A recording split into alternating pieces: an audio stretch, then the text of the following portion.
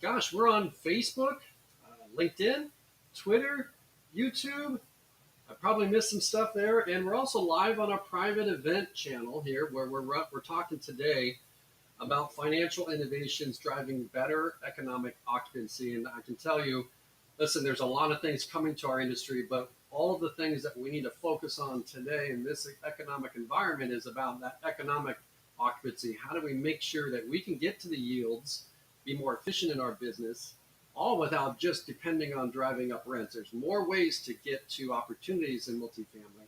We're going to be talking about that today. I've got an exciting panel of guests here today. We get to spend time as chairman of the Multifamily Innovation Advisory Council, and also many of the events that we produce. I get to spend time with people that are doing really exciting things in multifamily, and also the operators that are putting it to work. So today, we're going to be talking about really the looming problem around fraud, renter affordability, the pressure that's being placed on residents. They're going into Craigslist, they're getting fake IDs, they're gaming the system, and not everybody, but this is a real problem all the way down the system. And as investors and business managers that manage on behalf of investors, these are things that we need to figure out and work through. And we also have to have the right tools, technologies, and so part of that is understanding what are the things that can help us have awareness of these opportunities, but also move through to create some more yield for our investors. So, the renters today, they're not just moving in, and it's what is the income ratios? It's are they giving you the right documentation, and what are the incentives for them to even pay on time? And when they don't pay on time, how do you get the money when they either skip or they're tied up in collection and eviction processes? These are pains that we're all experiencing in the industry, and today we'll be talking about that. Now, I have a few guests that I'm bringing on here in just a moment. When we get started, we'll go through them. I'm going to read a couple of things about them. I'll bring them on, and we'll be able to have this conversation together. So I have Andre Dillenzinger with us. He's the Chief Executive Officer of Synergy Property Management. And, Andre I've spent a lot of time with him leading up to this event, and he's a real deep thinker about the underwriting. He has a depth of knowledge with, working in Wall Street scenarios, mortgage companies. He understands the valuations of properties. He's doing deals as he speaks. He's in transactions today, and he's exiting deals, and he's buying and moving through different activities that impact what we do on a day-to-day basis. So I wanted to bring his perspective on what he's doing to move through some of these challenges as well. And I also have Steve Jarvis, who's the CEO of CredHub. Now, CredHub is an incredible company. They're doing some really great things to help reduce rent delinquency and some really solid things around financial innovation. But what Steve has done is really impressive even before he came to multifamily. So he has a deep background in the travel industry, and he has put online ticketing. He was running with Expedia, Alaska Airlines, and really the first person to put domestic airline tickets online. And so he sees massive opportunities for those executives that need to figure out some of these challenges. So we'll bring Steve on for that. So with that, welcome to another show here where we're going to talk about financial innovations and driving economic occupancy for multifamily portfolios. So first thing I want to do is I want to bring on Andre. We'll get to know and some of the challenges that he's had. Andre, tell us a little Yes, bit. sir. I gave you a little bit of summary of who you are, what you're working on, but give us a little bit of background of your portfolio. Okay. We're primarily located in the southeast part of the country. Majority of our assets are in Florida. We're a boutique operation in acquisition mode, constantly looking for assets. Our sweet spot's probably about 150 to 200 units. We currently manage about 13 properties, 3 of them up in the Atlanta region, and the rest are spread out through Tampa, Orlando, not so much down south. We have 1 asset in Palm Beach County, but the rest are all up north and along the Space Coast as well. So one of the things that we talk about here is the challenges that renters with fraud and these types of scenarios. What were you facing in your portfolio? Talk me through some of the aspects that you were looking at. Sure, sure. I think the two major aspects, which are topics that we're talking about, were delinquency and fraud. Sometimes they go together, sometimes they're separate. And I'll qualify that. I'm not talking about tenants or residents that had, financial crises, medical crises, et cetera. Those things happen. We understand. You can't help yourselves. I'm talking about individuals that more or less played the system, knew the timing, whether it was evictions, played the system, whether it was using county funds or state funds to pay for rents. It's masking their true identity in terms of their credit backgrounds to get in, play the game, stay here a few months, then float, go somewhere else. So what we found is not only that, is the attitude as well in terms of, again, I'm going by feedback from the property managers, regional managers, some calls that I've taken myself in terms of delinquency. And a lot of them, they flat out just say, do what you need to do. I know of a few months, or I'm just going to sit here and wait for my handouts.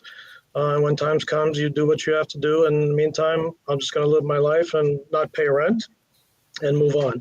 Again, qualifying it to those individuals that are not part of a true financial crisis, et cetera. A lot of it also boiled down to training, right? You get stuck in doing the same thing over and over, but you don't really stop to think and look at an overall picture as the application comes through as to whether this actually makes sense. So we're kind of become robotic in what we do. We collect the two pay stubs, we look at Social Security, we check the driver's license, we match the numbers, they make sense, okay, move them in. What we don't do is take the time to actually review it. And as you mentioned in my introductory, I came back from forensic audits. I did all the subprime Wall Street stuff. I knew all those things. We don't have the luxury of spending hours on an application because we're all too busy doing other things. But one of the things that I did do with our property managers is spend some time with them one-on-one, looking for some inconsistencies. How can you spot something right off the bat that doesn't make sense? And that it's okay, because a lot of the PMs are afraid to ask questions, and it's okay to question the information that's been given to you in an application and the documentation that goes with it. And if it doesn't make sense, then there's no reason to proceed. There's a way to ask the right questions and prevent that from coming in the front door. Once they get the keys, that's when the trouble starts. So we need to spend some amount of time upfront in combating the potential for delinquency, losses, and basically risk management. What made you stop and think more and beyond what we traditionally do? You mentioned that in your remarks. What was the driver of that? I think, again, based on my own experiences and the time and effort that is spent on collections and trying to figure out and to chase down the residents and to make the phone calls and to send the notices, not only just our internal, but you have your legal notices, then you're filing the evictions, then you're filing. There's a lot of work. There's a lot of intense moments that are being had with a property manager, and it becomes inefficient, especially when you have different scenarios going all over the map. So what I figured is maybe there's a way to prevent, maybe we need to do a better job before we hand over the keys to the residents. Maybe we do need to take the extra 5 minutes or the extra 15 minutes and actually look for anomalies, look for pay stubs that make sense or don't make sense.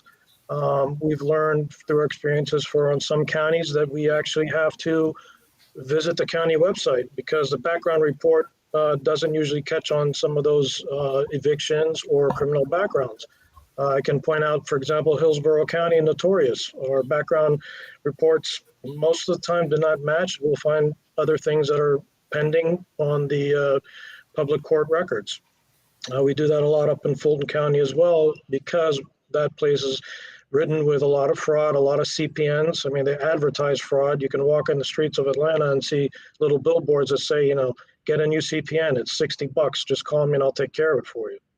So with all those things that I consider, I figured let's do a better job. And again, risk management is layers, right? There's not one all catch all. It's doing a little bit here, a little bit there. So whether you're using third-party vendors to check IDs and validate IDs, you're using your background screening, the PM is looking at their documentation that they receive, and you're taking a little bit of a more effort to prevent the risks that could potentially lie ahead. Yeah, and what's interesting, all that is in the front end of stuff, and I've got Steve on. We'll bring him on in just a moment here, but what happens after they're inside the units, and when you think about it, you look at the automotive industry, and you go lease apartment or lease a car. It's very clear that when you lease a car from Ford, that when you go down 2 months later and you try and lease a car from Chrysler, that they know that there's a liability there, and that's very clear in their ability to assess risk. And you see a lot of in the flexible space, people leasing apartments in many cases, but there's no clarity around how many leases does the customer even have, if they're not even reporting that information to the credit bureau. So that's always gotten me to think about, um, you know, uh, just why have we not waited? Why has it been this long that we haven't focused on the financial innovation when our goal is to rent the apartment, but if you don't collect it, you've actually, it's better to have it vacant, right? You'd rather have it vacant instead of having somebody in there that's taking up space, but also contributing to the expense of the property. So I want to bring on Steve. Steve, as I mentioned, has done some incredible things in outside the industry and is really focused on helping us understand a little bit about what the possibilities are on reducing that rent delinquency, but also reducing risk for what we do together. So, Steve, welcome in. Thank you. Good to be here, Patrick. Good to see you, Andre. How you doing, Steve? Great. Yeah, so I would love to hear your thoughts, Steve, on what Andre is talking about. Yeah. How do you see it? Because there's a lot of pre-screening stuff going on, but like once they're in there, what are some of the things that you see? Yeah, it was interesting being in the green room there because I was like, oh, let me into this conversation. This is exactly what we do. And working with Andre, who's such great experience in this business, has been amazing for us. We learn a lot from our clients like him that have been at this for a while. So when you started this with the concept of economic occupancy, and it's at the core of what we do, and listening to the lengths that Andre and colleagues like him go through to make sure they're bringing in a quality resident to their community. I like to think of our role as keeping them that way. Once they get into the community, we also pair nicely, as you mentioned, with collections on the back end, because we provided an instant corrective action through FICO and the credit bureaus to get people to pay their bills and pay them on time. So, we got into this, it was several years ago, but still fairly recent that FICO started accepting rent as a debt obligation that impacted a credit score. And there was a handful of providers out there that were providing the resident amenity of positive credit reporting on an optional basis, which is great. We've got a large income divide in this country, and we have a lot of credit invisible renters out there that are getting what they deserve, which is their on-time positive rent being impacting their credit score. But what's unique about what we're doing, and kind of gets square into what Andre is talking about, is we've put in the development time and effort to do what we call complete reporting, whereby we report payments and non-payments, and not in an optional way. Our program is mandatory. And when that is implemented with a quality partner like Andre and Synergy, and it's communicated to the resident population, and they're signing a lease addendum on their way in, that they know that this is being reported to the credit bureaus, delinquency stays low. And on average, we've seen it for clients that have brought aboard our program, see their delinquency dropping by 50%. So, it's innovations like this, especially at this time, as we've been through pandemic and eviction moratorium and rent control and all this. And we found that landlords and property managers have been kind of left holding the bag in many ways. We've wanted to be there, not just for the residents that are paying on time, but for the property managers who are dealing with this delinquency problem with very little tools at their disposal to do anything about it. So that's where we've started, is helping PMCs with their delinquency, help them. You mentioned economic occupancy. Ours is a pass-through revenue model. So the PMC clients actually mark our product up, and so we do the work and share the revenue with them. So it's a really nice sort of triple win for residents, property managers alike. Yeah, and I think also you're changing behavior around this too. So you mentioned even in the eviction process, you can get stuck in some things that are really not in your control, timelines and Mm-hmm. stuff. So if we, I always mentioned in some other things I've discussed around, if the cell phone, if you don't make the payment on the cell phone, mobile phone, they know that's a priority vendor. It gets shut off. Mm-hmm. You get access to other things, and so do you see, and Andre, maybe you can talk about some of the benefits of having a program like this in place. Is there a shift in behavior? Are you seeing anything from that impact and what people are saying around that? Yeah, since the beginning of the year, when we kind of rolled out the program, we did it in stages. We didn't go across all 13 properties. I kind of did it in batches from 1 month to a month. So specifically, I don't have any specific numbers or data metrics, but I can tell you I've noticed a difference in our delinquency reports, especially past mid-month.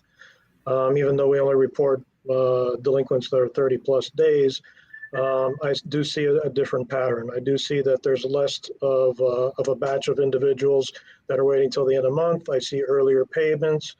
Um, we haven't seen a lot of comments come through. I've heard of both positive and negative.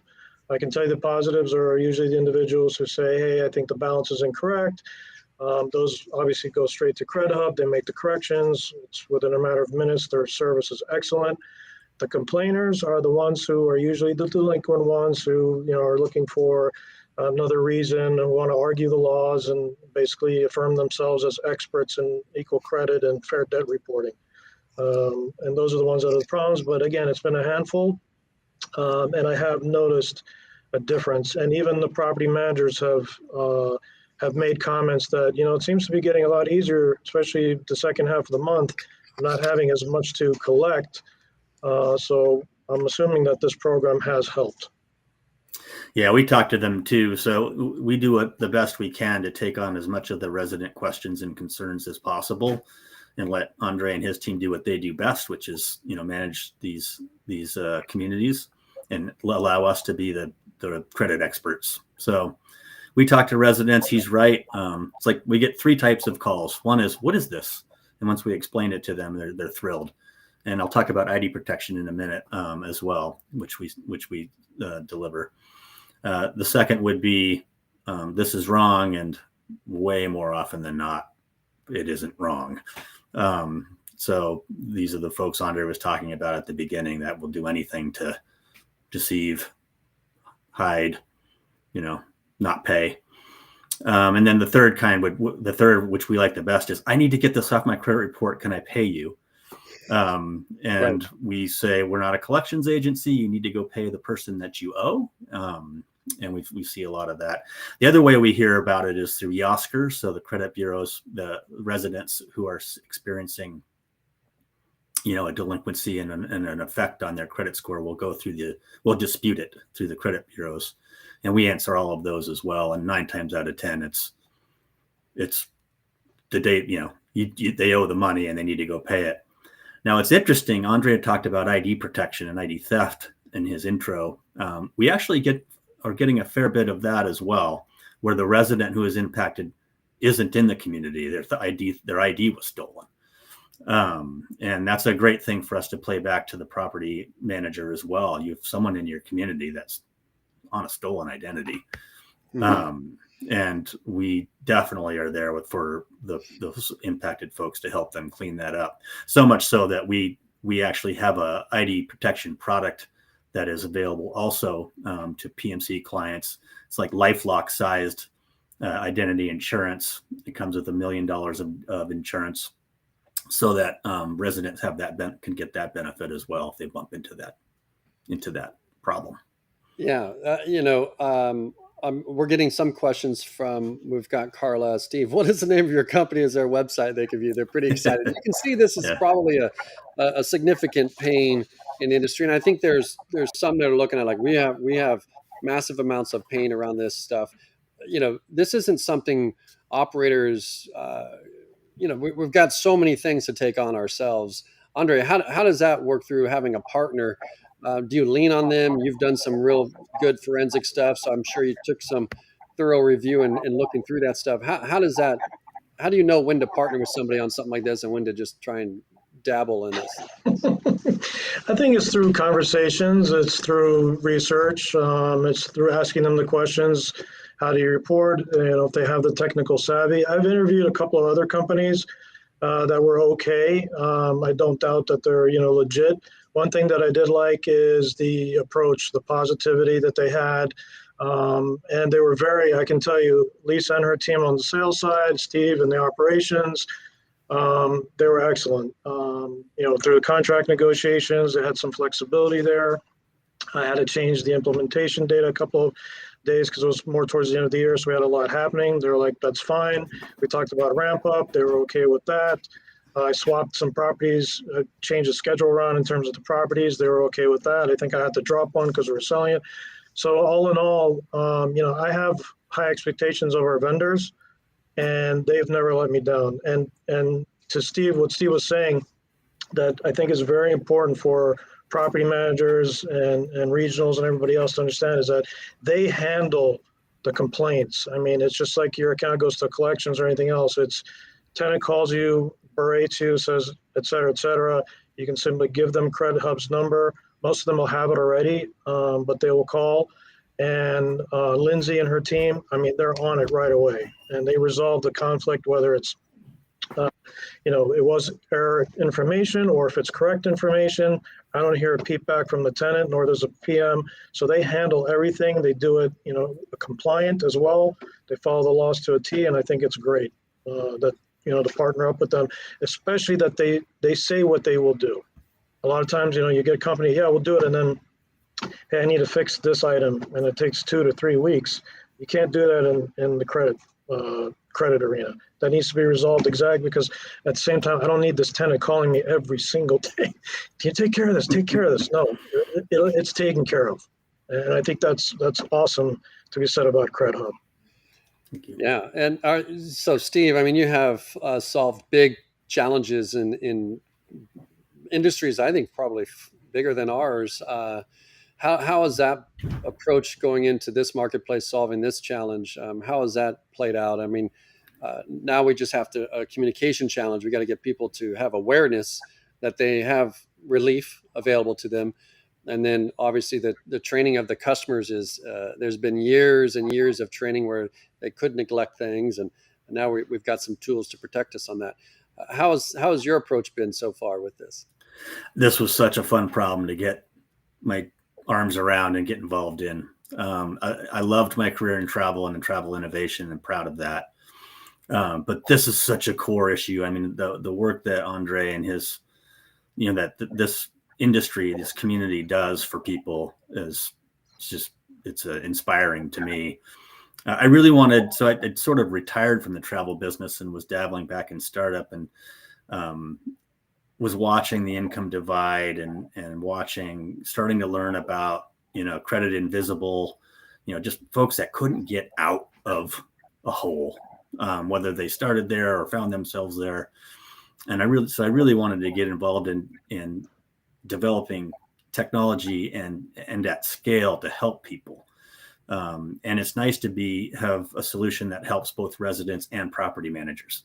As we went into that pandemic, and I saw a lot of obvious resident, consumer support going on, and really little to none for landlords and property managers. It was bothersome. So sort of some of the same, sort of tenant supply, testing the boundaries, always staying inside inside of what is legal, obviously, but making sure that we're pushing old ways of doing things and seeing if they can be done better. Our approach is quite different, like I said earlier, to other rent reporters who are doing positive only and optional. What we're doing is pretty hard. But what we like to do is say we make the very complicated easy for our customers. And as much as we get complaints and disputes from folks that are trying to trick the system, as Andre said, we also get residents that are just so appreciative, trying to buy their first house, trying to get a car, trying to get better rates on credit cards. They send us their Credit Karma scores, and we get to see how much they've improved and improved quickly. And that just, you can't put a price on that. So it's been really fun. Yeah. And so we've got a question here from Jesse. Do you report the credit bureaus for everyone on the lease? And I don't know, Andre or Steve, who takes that question, but how does that work? We do. So, and Andre talked about ramping real quickly. So we do our mandatory program. We report everybody on the lease. Because of that, we work with the property manager in communication and ramping the resident population over a period of months so that they acknowledge the service. That's not legally required, but we think it's a best practice. So we report all the residents on day one, on month one, but we don't charge for residents until they come to start ramping through their move-in or lease renewal. And just to be technical, it is the leaseholders only that are financially responsible, not any occupants that are listed on the lease. Exactly. Very interesting. And so, Andre, how does that rollout go? Take us through that. Are you communicating with residents? What does that lift look like? So what we did is actually Credit Hub provided us with an addendum that was easy to customize to our needs. We plopped in our name, et cetera, made changes in the language, and then we kind of added it to our lease packet. So we were capturing the revenue on move-ins for the credit reporting because we basically sell it as an amenity. And then on renewals, we would capture them when they came up on the new lease. What we did in the interim is those that existing residents, we just sent out, again, this was information provided by Credit Hub. They give you a great marketing package. What I did is I plopped it into our email message center, and I kind of sent it out twice to all our resident communities, announcing the program. Again, a lot of good positive feedback. This is great. I need this, et cetera. Some were skeptical, again, challenging us on whether we had the right to do that or not. On move-ins, we captured the revenue, and then on renewals, we would do it when they signed a new lease and then give them all the full disclosures and everything else. It wasn't difficult at all. Again, we use Entrada. For those property managers who use Entrada, we simply created the template and added it to our Blue Moon docs. And so when we were electronically transmitted, they saw the disclosure and everything else that was on there, including the fees that were associated with it. And I do want to reiterate that the program is a positive one. We do sell as an amenity. The language is positive. It is about helping people create a credit file. It's not about punishing, the bad ones. That happens on its own. That's a secondary issue. But this is a great program for you to get credit for something that you pay on time. Right, and incentivize them for that. Question came in over on LinkedIn. Do you do a hard or soft pull on the credit or report? Yeah, is that the? I actually think that what that person means is that's an inquiry, and we're actually working directly with the bureaus and impacting the report itself. So I think there's two different things. I will say that it's TransUnion and Equifax are the two that a skipped or later skipped payment will negatively impact the credit score. Experian does not. We work with all three. It goes in as a note on Experian, but if Equifax and TransUnion, it negatively impacts the score. Very good. Shane asked the question, are you able to opt out? Is a resident able to opt out of the program? Not in our program. Nope. That would completely undermine the delinquency impact. Yeah, right. Yeah, we get full disclosure up front. If you don't like what you hear, when we quote you the rent, the amenity fees, and everything else, if you don't like what you hear, I guess you're going to go to the next community. Yeah, very good. So I guess, one of the questions, I guess, Andre, I should be asking that I'm not asking here. You've thoroughly understood the problem going into this. How are you feeling now that you're kind of down the road here? Uh, to me, it's a no-brainer. Every property, the future property that we acquire, we're going to put them on this program. I recommend it to individuals. I think the other thing that's great about this is if we can all kind of understand the process, how easy it is as well to manage. It's a great peer-to-peer product. I mean, as you mentioned before, when you're moving and you don't know whether this person has other leases, you don't know what their other obligations are. And yes, as property managers, we reach out, we send out verifications of rent. We're relying on somebody else at the other end that we don't know is actually working there, or maybe is a friend, falsifying VRs. Again, I'm not saying that it's every single one, but again, you're looking at those handful of individuals that creep through the system. If all of us as a community, as an industry, start reporting, we're saving ourselves time, because now when that person leaves your community, I already know when they approach my community that there's issues there. I'm also saving on time. I don't have to have my property manager create a verification of rent and fax it over and then follow up. Again, it's all these little things that add up in the time of day. You only have so much time to do it. So I think it's a great product, not only for residents, and in our experience is seeing that it's cleaned up delinquency somewhat. It's not the catch-all, but it has helped. But I think from a peer-to-peer aspect, I think it would be tremendous if the more communities that participate in these types of programs. I think it would help us a lot as a community as well, or as an industry. And when you say peer-to-peer, you're talking about that move out where there's that period of time where you just don't know what's happening as a competition in the marketplace, really, right? Right. And then you have a lot of communities or smaller communities, maybe smaller PMC outfits, or even owners who might not do such a thorough job. They're just like, oh, great, you look like a nice guy. Can you pay the rent? Great. They're none the wiser. So it saves in that aspect of time and energy and verifying things and going through it and trying to make our job easier as well, that, okay, this is reported. I can see what's going on right now. Right, right. Andre, have you had any issues or challenges? Question came in around, the demand has been so high in multifamily to rent. Have you seen anybody move on because they're opting out through that process, like it's a requirement?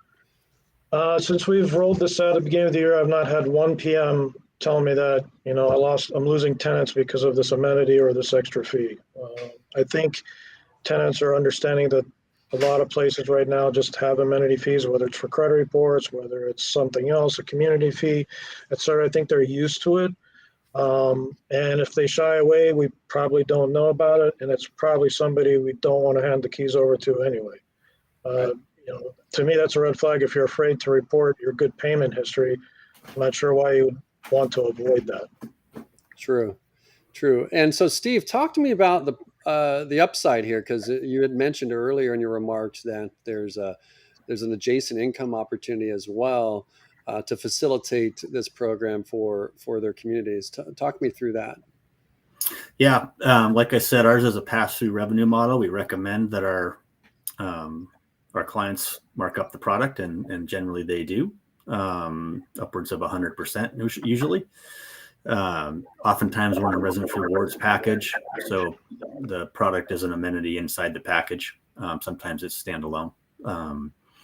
And like I said, the PMC should really, with very little at work, 10 minutes a month or less, 15 minutes a month or less, be able to just add right to their bottom line by delivering a great service to residents who need it. And the resident amenity is real. There's been a lot of studies out about the impact of positive rent payments on a credit score. It can leap 40. I think there was a study out that the average increase is 42 points, but it can go as high as 100. And it's one of the fastest ways for renters to improve their credit score. It happens near immediately. So. Yeah. Andre, take me through the conversation when you're first evaluating this. Like, what was that like? I'm curious. And how long have you been involved in the program? So I think we started conversations probably a year ago. I think Lisa on the sales team had reached out to me and we started the convo. My question obviously was, how difficult is this going to make my job? because I don't need any more things on my plate. I don't have time to send you reports and dissect them, et cetera, et cetera. So that was probably going back and forth. They knew Entrada, they knew how to pull the reports out of it. It wasn't really can't say it's an XML integration, but we do pull the reports, set up the filters for them. So it was a kind of easy process. My interviews with some other companies, it was very, very manual. I would have had to do, or somebody on our end would have had to actually draw down the reports, make sure they're accurate, forward them. There's a lot of manual labor. What I liked about CredHub is they took that away. They're just like, just set up the report on Entrada. We'll go in, we'll grab it. We just need a user ID. You can just isolate us to the reports. We grab it, we upload it, and then we send you a notification. You just verify that the information is correct. The 13 properties that I have for me to review and make sure that everything's accurate probably doesn't take me more than 15 to 20 minutes. It's very easy. You can sort it from the largest balance to the smallest. I mirrored the report on Entrada, so I'm literally looking at 2 monitors and just matching each one and then looking for any discrepancies. Most of the time they pull the reports at 9 a.m. and maybe the person made a payment at 9:30 a.m. So the balance is off. That's the most times, and it's usually maybe 1 or 2 accounts. But I literally, for 13 properties, talking 17, 28 units, it doesn't take that much time. And like I said, Brian and his team on the other end are great. They'll troubleshoot anything you need. And you're not doing the math yet on this yet. I mean, I could imagine. Not doing the math yet. I intend to do it probably beginning of the year when I've had almost a full cycle. Then I'll start. I've been saving some reports here and there so I can track the data, but I'm involved in a lot of the asset management calls. I'm involved with the PMs all the time. So I see the reports. I can see the difference, between night and day between it was, 6 months ago versus now. And right now, the delinquents we have are the nitty gritty ones. Like I said, the ones that are just playing the system, camping out, and just waiting for the right moment to leave us. And the others are, we have a handful of financial crises and things like that. But the nitty gritty are the ones that are playing the games. And if I look at their files, oftentimes I see, this pay stub doesn't match up. This doesn't make sense. Your hairdresser making 150 grand. You just started there a year ago. Stuff like that doesn't make sense to me. Yeah, and so are you seeing, not necessarily, are you getting paid faster? I've seen that. Usually we had a lot of stragglers. I've particularly noticed in 2 of our properties that come around the 15th, we have no stragglers. I mean, her sheets are cleaned up.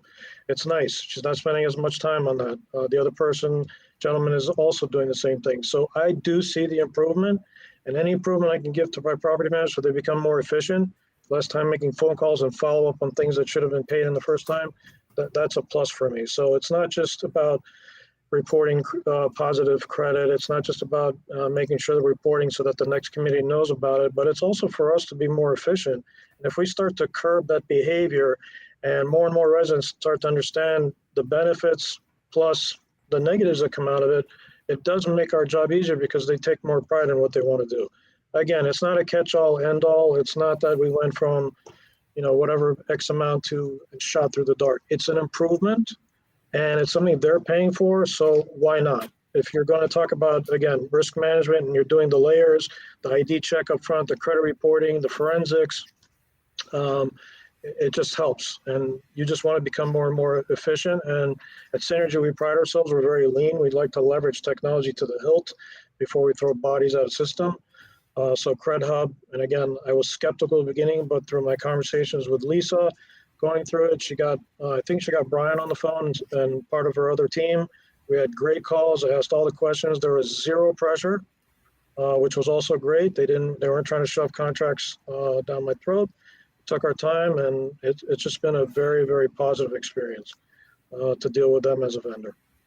That's great. That's great. Steve, before we wrap up here, any final thoughts you want to leave our viewers with?